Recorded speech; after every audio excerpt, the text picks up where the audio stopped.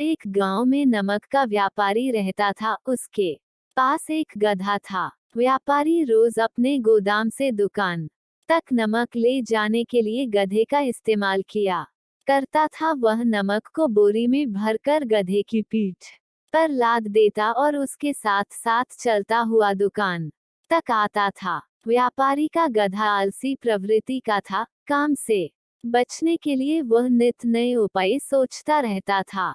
गोदाम से दुकान तक के रास्ते में एक नदी पड़ती थी, जिस पर एक छोटा पुल बना हुआ है।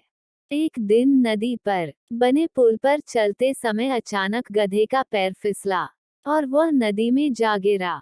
नदी के पानी से नमक की बोरी भीग गई। जब तक व्यापारी ने गधे को पानी से निकाला तब तक बोरी में भरा बहुत सारा नमक घुल चुका था। गधा जब चलने लगा तो उसे बोरी का भार बहुत कम महसूस हुआ और वह खुश हो गया। उसने सोचा कि अपने ऊपर लदा बोझ हल्का करने का ये बहुत बढ़िया तरीका है।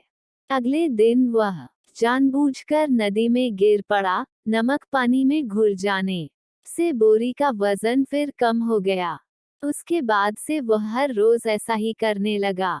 रोज रोज गधे की ये हरकत देखकर व्यापारी उसकी चालाकी समझ गया। उसने गधे को सबक सिखाने का फैसला कर लिया और अगले दिन बोरी में नमक के स्थान पर रुई भरकर गधे की पीठ पर लाद दिया।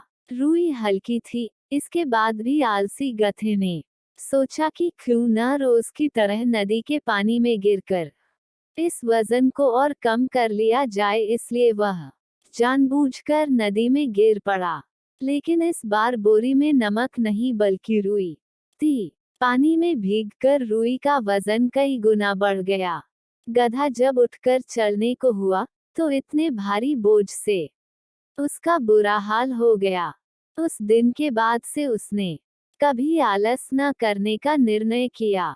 सीख: एक आलस का फल कभी न कभी मिल ही जाता है। 2. एक ही उपाय हर बार कारगर सिद्ध नहीं होता।